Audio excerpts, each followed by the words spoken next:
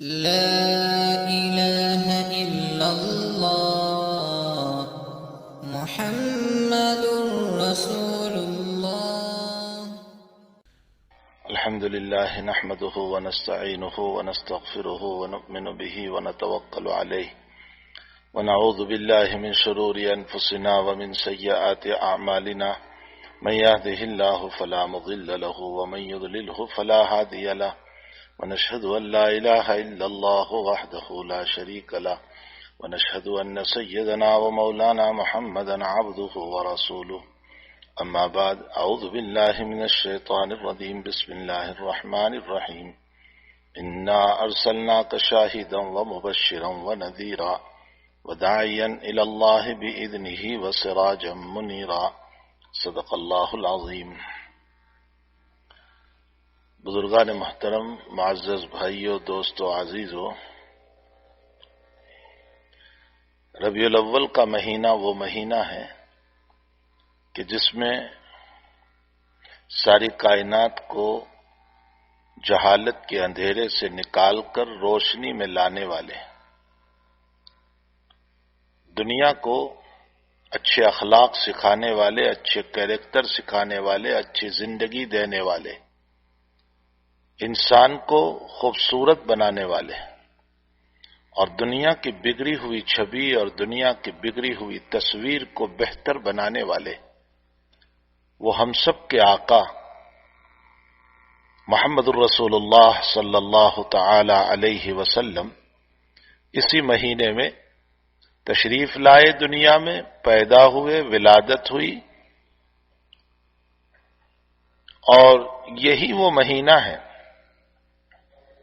جس مہینے کے اندر امت کو روتی ہوئی چھوڑ کر، امت کو آنسو بہاتی ہوئی چھوڑ کر، تڑپتی چھوڑ کر، اس دنیا سے 63 اور 63 سالہ عمر گزار کر آقا صلی اللہ علیہ وسلم دنیا سے تشریف لے گئے. تو ربیع الاول کا مہینہ اس معنی کے اعتبار سے خوشی ہے کہ آقا صلی اللہ علیہ وسلم تشریف لائے، اور ربیع الاول کا مہینہ اس معنی کے اعتبار سے غم ہے کہ آپ دنیا سے تشریف لے گئے. بہرحال ربیع کا معنی ہوتا ہے بہار. جیسے ابھی یہاں موسم شروع ہوا ہے پتے جھڑنے کا، جو ونٹر میں ہوتا ہے، پتے جھڑ جاتے ہیں، اور پھر جب سمر سٹارٹ ہوتا ہے تو پھر پتے آتے ہیں، درخت خوبصورت بن جاتے ہیں، اس کو بہار کہتے ہیں. تو ربیع کا معنی بہار ہے. اور چونکہ اس مہینے میں آقا صلی اللہ علیہ وسلم کی تشریف آوری روحانی طور پر امت کے لیے باغ و بہار تھی، اس لیے اس مہینے کو بڑی مناسبت ہے آقا صلی اللہ علیہ وسلم کی ولادت کے ساتھ. حضرت کی ذات گرامی سے کون واقف نہیں؟ اہل دنیا کے قلم تھک گئے اور کتابوں کی کتابیں بھری پڑی ہے. آپ کی لائف، آپ کی سوانح، آپ کی زندگی، آپ کی پاکیزہ زندگی کو لکھتے ہوئے، اور لوگ قیامت تک لکھتے رہیں گے. اپنوں نے بھی لکھی، پرایوں نے بھی لکھی، دوستوں نے بھی لکھی، دشمنوں نے بھی لکھی. الفضل ما شہدت بہ الاعداء، فضیلت اس کو کہتے ہیں کہ دشمن بھی جس کی گواہی دے. اپنے تو تعریف کرتے ہی ہیں، لیکن آپ کی ذات بابرکت وہ ہیں کہ آپ کے دشمنوں نے بھی آپ کی تعریف کی، آپ کے ایمان کی، آپ کی امانت کی، آپ کی دیانت کی، آپ کی شرافت کی، آپ کی اخلاق کی، آپ کی پاکیزہ زندگی کی، دشمنوں نے بھی تعریف کی. جس وقت مکہ والوں کے ساتھ صلح ہوئی سن ہجری 6 کے اندر، ذی الحجہ کے مہینے میں، اور اس صلح کے بعد نبی اکرم صلی اللہ علیہ وسلم نے عرب کو چھوڑ کر عجم کی طرف دین کی دعوت کا رخ فرمایا. اور آپ نے بڑے بڑے بادشاہوں کو دین کی دعوت دی. اس میں آپ کا والا نامہ، آپ کا مبارک خط، آپ کا دعوت نامہ جو حکمتوں سے لبریز، جو علوم سے بھرا ہوا ایک خط، اس وقت کی سپر طاقت رومن امپائر، جو اس وقت کی سپر طاقت کہی جاتی تھی، اس کا بادشاہ اور اس کے نام، جس کا نام ہرقل تھا، آپ کا والا نامہ، آپ کا خط مبارک، آپ کا دعوت نامہ اس کے پاس جا رہا ہے، اور آپ اپنے ایک صحابی دہیہ کلبی رضی اللہ تعالی عنہ کو لے کر بھیج رہے ہیں، اور آپ فرما رہے ہیں کہ ہرقل کے پاس تم براہ راست نہیں جا سکتے ہو، اس لیے تمہیں اس کے ماتحت غسان کا گورنر جو ہے، اس غسان کے گورنر کو یہ خط دے اور وہ پہنچائے گا. جس وقت حضرت کا یہ دعوت نامہ جا رہا ہے، اس وقت رومن امپائر کو، اس وقت کی دوسری سپر طاقت فارس، یہ فارس اس وقت کا چھوٹا سا ایران نہیں، وہ فارس عراق و ایران سے چل کر قزاقستان، ازبیکستان، افغانستان، بہت دور تک پھیلا ہوا علاقہ، اس سپر طاقت کے مقابلے میں ہرقل کو غلبہ ہوا تھا، کامیابی ملی تھی، جیت گیا تھا، فتح ملی تھی. اور چونکہ ہرقل عیسائی تھا، نصرانی تھا، تو شکریہ ادا کرنے کے لیے وہ بیت المقدس جا رہا تھا تاکہ وہاں صلیب لگائے اور صلیب کو سجدہ کر کے شکر ادا کرے. اس درمیان نبی کریم صلی اللہ علیہ وسلم کا خط مبارک پہنچتا ہے، جس میں حضرت نے لکھا تھا من محمد الرسول اللہ الی ہرقل عظیم الروم سلام علی من اتبع الہدی اسلم تسلم یؤتک اللہ اجرک مرتین فإن توليت فإن عليك اسم اليريسيين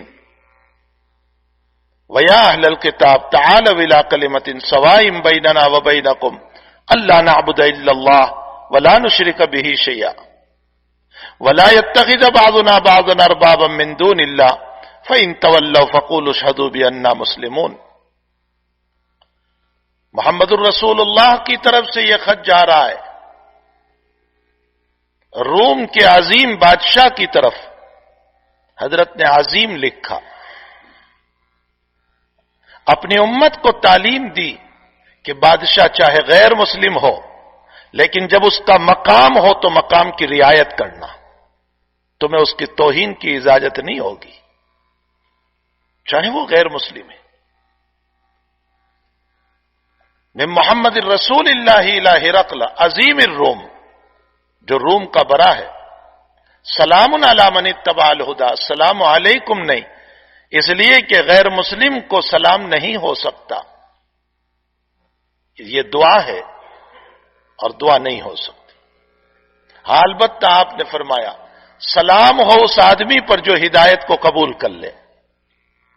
سلام علی من اتبع الہدی، اسلم، اسلام لے آؤ، سلامتی پاؤ گے. فَإِن تَوَلَّيْتَ، اور اگر تم نے روگردانی کی، بات نہیں مانی، ایمان نہیں لایا، تو تیری قوم کا سارا گناہ بھی تیرے اوپر ہوگا. اور میں تجھے دعوت دیتا ہوں ایک ایسی بات کی طرف، یا اہل الکتاب، تو اہل کتاب ہے، تو اہل انجیل ہے، تو ایک آسمانی کتاب کو ماننے والا ہے. میں تجھے ایک ایسی دعوت دیتا ہوں کہ جو ہمارے اور تمہارے درمیان برابر ہے، اور وہ یہ ہے کہ ایک اللہ کی عبادت کریں. یہ تیری کتاب انجیل بھی کہہ رہی ہے اور میری کتاب قرآن بھی کہہ رہی ہے. یہ تیرے نبی عیسیٰ علیہ السلام بھی کہہ رہے ہیں اور میں بھی کہہ رہا ہوں. سوائم بیننا و بینکم اللہ نعبد الا اللہ، اللہ کے علاوہ کسی کی عبادت نہیں. ولا نشرک بہ شیئا، لمبی روایت ہے. مجھے اس روایت کے اندر یہ بتانا ہے کہ اس وقت ابو سفیان نبی علیہ الصلوۃ والسلام کی پکی دشمنی میں تھے، ایمان نہیں لائے تھے، لیکن ہرقل کے دربار میں حضور پاک صلی اللہ علیہ وسلم سے متعلق ہرقل جب سوالات کرتا جا رہا ہے، بادشاہ سوالات کرتا جا رہا ہے، تحقیق کرتا جا رہا ہے آقا صلی اللہ علیہ وسلم کے سلسلے میں، تو وہ سچے سچے جوابات دیتے جا رہے ہیں اور ذرہ برابر بھی جھوٹ، کذب بیانی، خیانت سے کام لے کر اللہ کے نبی کو کوئی غلط بیانی سے بدنام نہیں کیا. معلوم ہوتا ہے آپ کے دشمنوں نے بھی آپ کی حقانیت کی گواہی دی ہے. اپنے تو آپ کی تعریف کرتے ہی ہے، وہاں تو دشمنوں نے بھی آپ کی تعریف کی.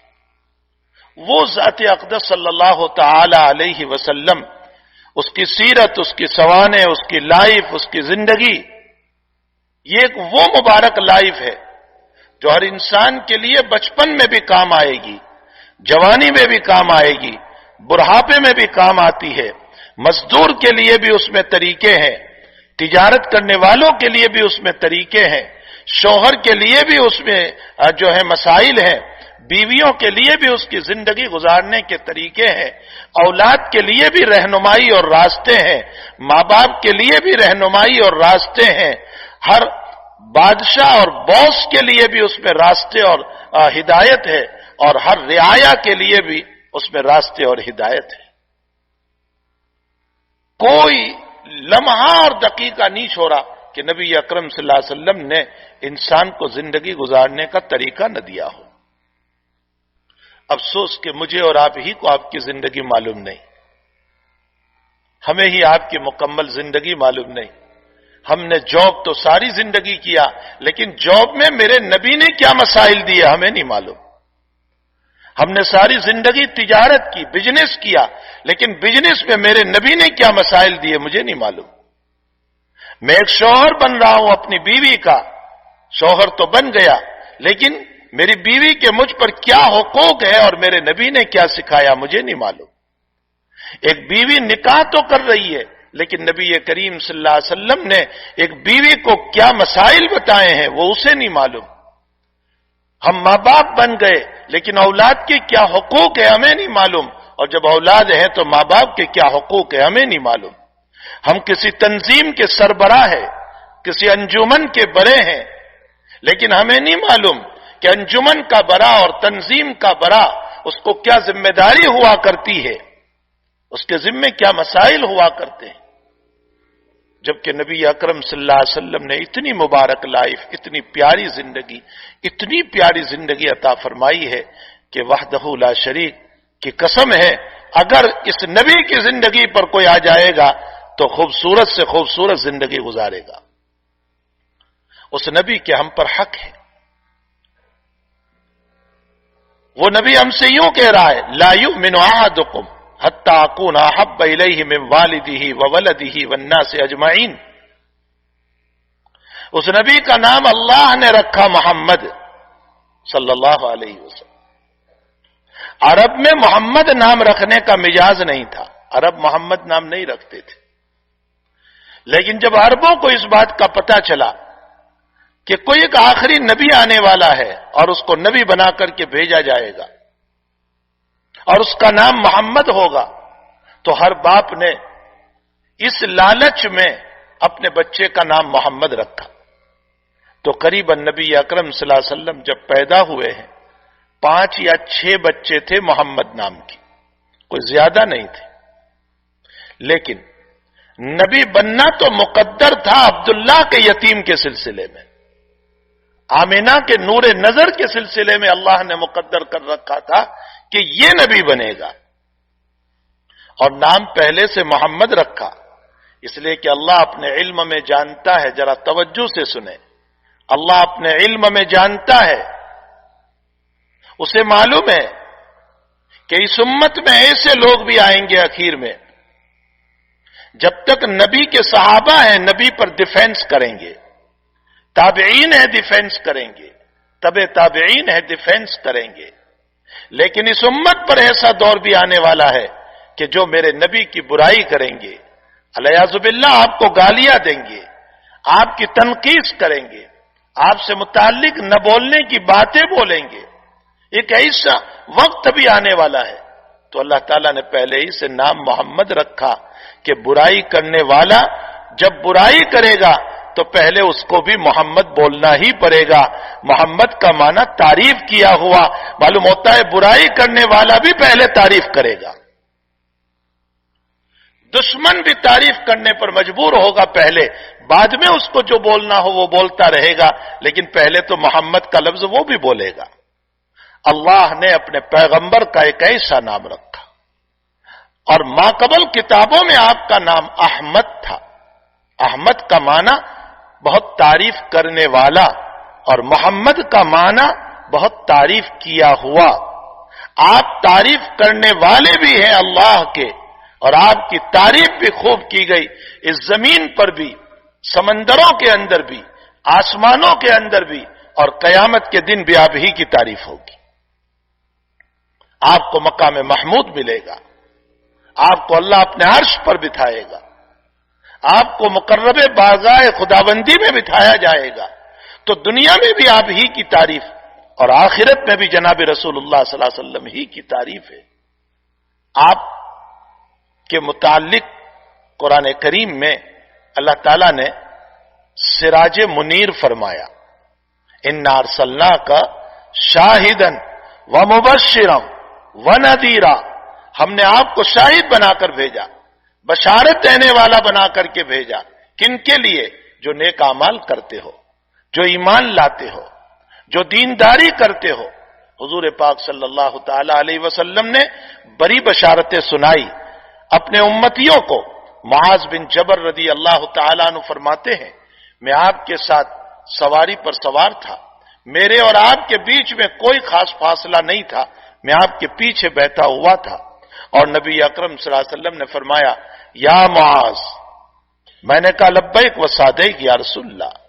تھوڑی دیر کے بعد یا معاذ لبیک و سعدیک یا رسول اللہ، یا معاذ لبیک و سعدیک یا رسول اللہ۔ اللہ کے حبیب نے 3 مرتبہ کہہ کر حضرت معاذ کو اچھی طرح اپنی طرف متوجہ کیا کہ میں جو بات کہتا ہوں غور سے سن۔ فرمایا، ما حق اللہ علی العباد، معاذ تم جانتے ہو اللہ کا حق کیا ہے اپنے بندوں پر؟ معاذ کہنے لگے، اللہ و رسول عالم، اللہ اس کا رسول بہتر جانتا ہے، ہماری طرح نہیں کہ 2 مسئلے پڑھ لیے تو مسائل بتانے لگ گئے۔ صحابہ کا تو مزاج تھا کہ آقا صلی اللہ علیہ وسلم کے سامنے جانتے ہوئے بھی کہہ دیا کرتے تھے، اللہ و رسول عالم، اللہ اس کا رسول بہتر جانتا ہے۔ نبی علیہ السلام نے فرمایا، اللہ کا حق بندے پر یہ ہے کہ بندہ اپنے رب کے ساتھ کسی کو شریک نہ کرے، اس کا پارٹنر نہ بنائے، ذات میں بھی نہیں، صفات میں بھی نہیں، سجدہ اسی رب کو کرے، کسی اور کو سجدہ نہ کرے، اسی کو مانے، اسی سے مانگے، کسی اور کو نہ مانے، کسی اور سے نہ مانگے۔ یہ اللہ کا حق بندوں پر ہے۔ پھر تھوڑی دیر کے بعد حضرت نے فرمایا، یا معاذ، معاذ نے فرمایا لبیک و سعدیک یا رسول اللہ، جی حضرت میں حاضر ہوں۔ فرمایا کہ جب بندہ توحید اختیار کر لیتا ہے، ایمان لے آتا ہے سچے دل سے، تو تم جانتے ہو بندے کا حق اللہ پر کیا ہے؟ ما حق العبد علی اللہ، بندے کا حق اللہ پر کیا ہے؟ فرمایا اللہ و رسول عالم، اللہ اس کا رسول بہتر جانتا ہے۔ نبی علیہ الصلوۃ والسلام فرماتے ہیں کہ جب بندہ توحید اختیار کرتا ہے تو بندے کا حق اللہ پر یہ ہے، اللہ یعذبہم، اللہ اپنے بندے کو کوئی سزا نہیں دے گا، کوئی عذاب نہیں دے گا۔ معاذ بن جبل کہنے لگے، یا رسول اللہ میں بیان کر دوں سب کو، باہر جا کر بیان کر دوں؟ اللہ کے حبیب نے فرمایا نہیں، ابھی نہیں، اس لیے کہ اذا یتقلوا، ورنہ لوگ عمل چھوڑ دیں گے، ایمان کو لے کر کے بیٹھے رہیں گے، نماز چھوڑ دیں گے، روزہ چھوڑ دیں گے، زکوٰۃ چھوڑ دیں گے، اور یہ کہیں گے ایمان تو ہے ہی ہمارے پاس، اس لیے کیا ضرورت ہے نماز روزوں کی؟ حالانکہ نماز روزہ جو ہے وہ بھی ایمان کو اعلیٰ بنانے کے لیے، اونچا بنانے کے لیے، اور اس میں اور زیادہ نور پیدا کرنے کے لیے اعمال کی بھی ضرورت ہے. بہرحال نبی اکرم صلی اللہ تعالی علیہ وسلم نے اپنی امت کو بشارتیں سنائی، خوشخبریاں سنائی، مبشرہ بشارتیں سنائی، اور ونذیرہ اور ڈرانے والا بنا کر کے بھیجا ان لوگوں کے لیے. کن لوگوں کے لیے؟ جو اللہ کی نہیں مانتے. آپ نے ارشاد فرمایا انکم تفتنون فی قبورکم، اے لوگوں تم تمہاری قبروں میں آزمائے جاؤ گے، میرے متعلق سوال ہوگا. اللہ کے حبیب پاک صلی اللہ علیہ وسلم سے متعلق قبر میں سوال ہوگا. سوال کی کیفیت کیا ہوگی، کیسے پوچھا جائے گا؟ بعض فقہا فرماتے ہیں کہ اللہ کے نبی علیہ السلام کا نام لیا جائے گا، محمد سے متعلق تم کیا کہتے ہو؟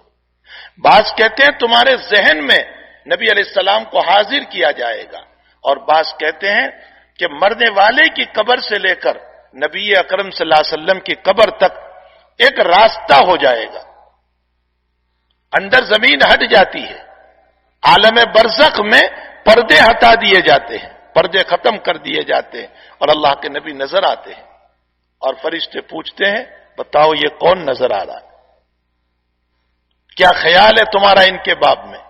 نبی علیہ السلام فرماتے ہیں اگر تم مجھ پر ایمان لائے، ہدایت پر آئے، تو تم قبر میں کہو گے یہ ہمارے نبی ہیں، جاءنا بالبینات والہدی، جو ہدایت لے کر آئے تھے، جو دلائل لے کر آئے تھے، جو قرآن لے کر آئے تھے، میں نے اس کو مانا، میں اس پر ایمان لایا. فرشتے کیا کہتے ہیں؟ نم صالحہ، آرام سے سو جاؤ. اور ترمذی شریف کی روایت ہے نم کنومت العروس، ایسے سو جاؤ جیسے پہلی رات کی دلہن سوتی ہے. اور پہلی رات کی دلہن کو اللہ کے علاوہ، پہلی رات کی دلہن کو شوہر کے علاوہ صبح میں اٹھانے والا کوئی نہیں. اسی طرح اے نیک بندے تو بھی سو جا قیامت تک، اب تیرے اللہ کے علاوہ تجھے اٹھانے والا کوئی نہیں، اب تیرا رب ہی تجھے قیامت میں اٹھائے گا. اور مجھے ایک روایت کی طرف ذہن منتقل ہوا، حضرت سعد رضی اللہ تعالی عنہ، مشکات شریف میں ہے، حضرت سعد رضی اللہ تعالی عنہ وہ صحابی رسول ہیں کہ جن کے انتقال پر اللہ کا عرش ہل گیا، اہتز عرش الرحمن. سعد وہ صحابی ہے سعد بن معاذ کہ جن کے انتقال پر 70,000 فرشتے ان کے جنازے میں شریک ہوئے، جن کی جنازے کی نماز نبی کریم صلی اللہ علیہ وسلم نے پڑھائی، جنہوں نے اللہ کے نبی کی خوب خدمت کی. لیکن ان کے دفن کے بعد مشکات شریف میں روایت ہے کہ ان کے دفن کے بعد قبر پر اللہ کے نبی سبحان اللہ سبحان اللہ سبحان اللہ الحمدللہ اللہ اکبر خوب پڑھنے لگے. صحابہ کہتے ہیں حضرت کو دیکھ کر ہم بھی پڑھنے لگے. ہم نے پھر بعد میں پوچھا کہ حضرت آپ نے تسبیح کیوں شروع کر دی تھی، سبحان اللہ کیوں شروع کر دیا، اللہ اکبر کیوں شروع کر دیا؟ فرمایا میرے ساتھ کو جب اندر رکھا گیا تو قبر نے ذرا ان کو دبایا ہے، ان کو بھیچا ہے. کس مسئلے کی بنیاد پر؟ اللہ بہتر جانتا ہے. ان کو ذرا سا دبایا تو میں نے فوراً تسبیح پڑھ کر کے اس تسبیح کی برکت سے اللہ سے دعا کی اے اللہ میرے ساتھ کے اس ضبطے کو ختم کر دے، میرے ساتھ کے اس بھیچنے کو ختم کر دے. تو میری تسبیح کی وجہ سے اللہ تعالیٰ نے اس کے نام کی برکت سے اس ضبطے کو، اس پکڑ کو ختم کر دیا.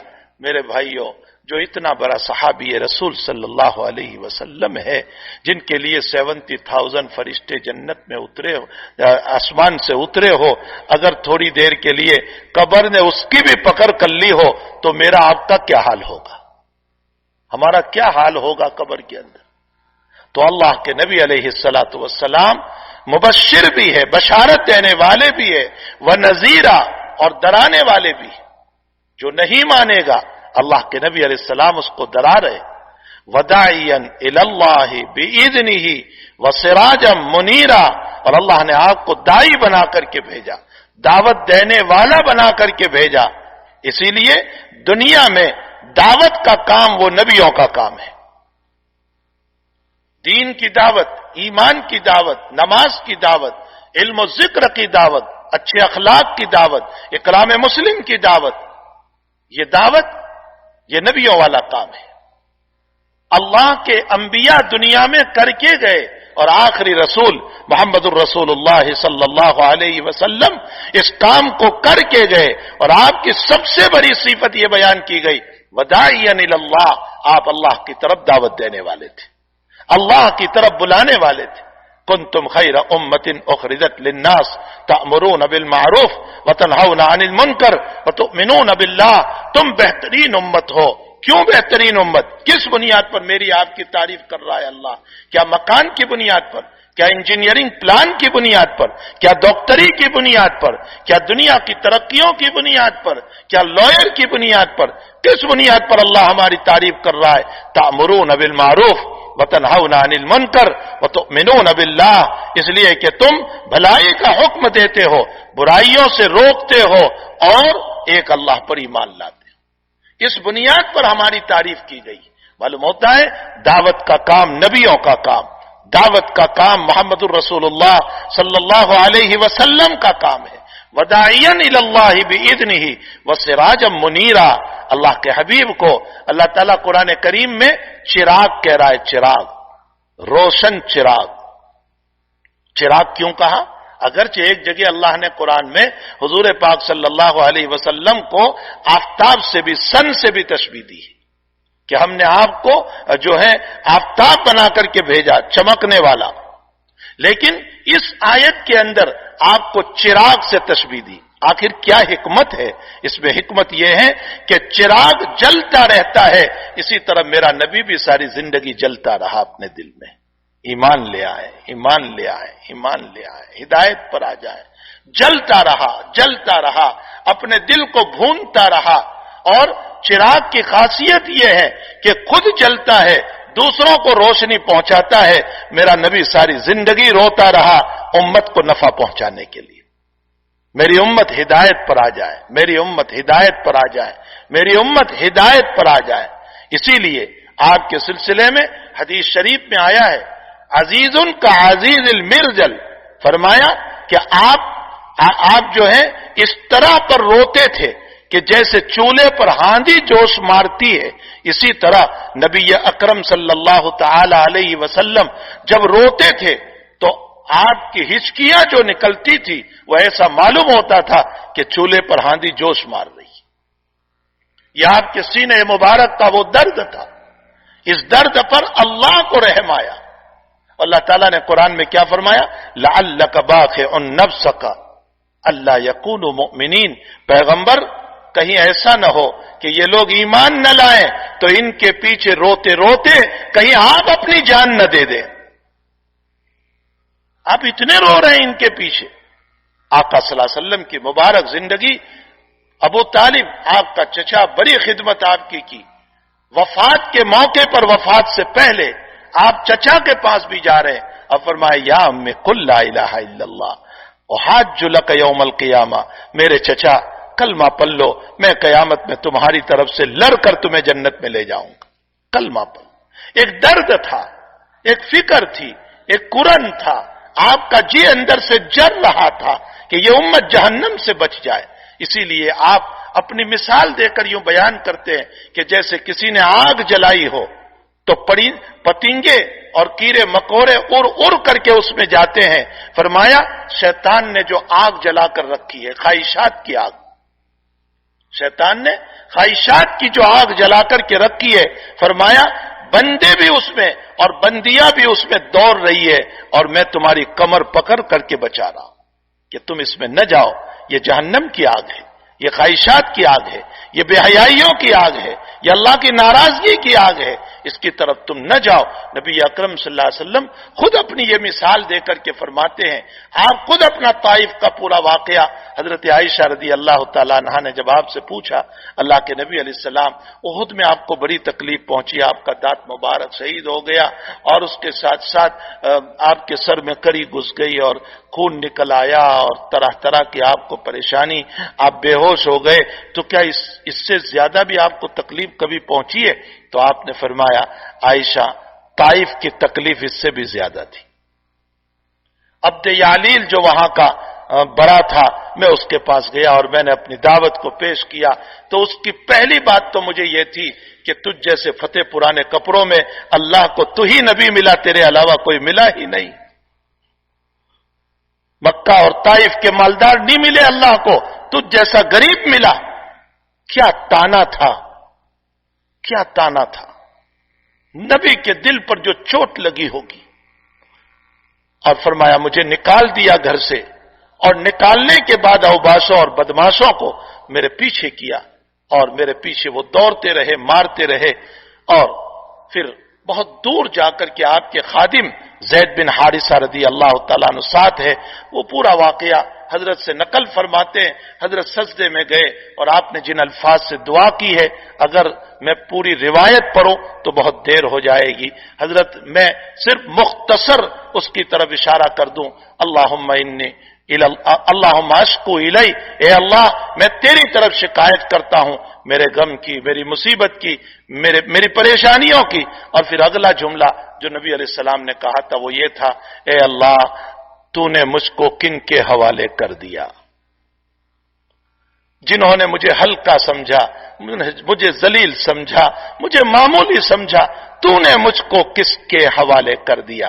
اور اس کے بعد فرمایا اے اللہ یہ سب کچھ کرنے کے بعد بھی، یہ مار کھانے کے بعد بھی اگر تو ناراض نہیں ہے تو میں اس مار پر بھی خوش ہوں، اس گالی پر بھی خوش ہوں، اس بے چینی پر بھی خوش ہوں، مجھے منظور ہے سب۔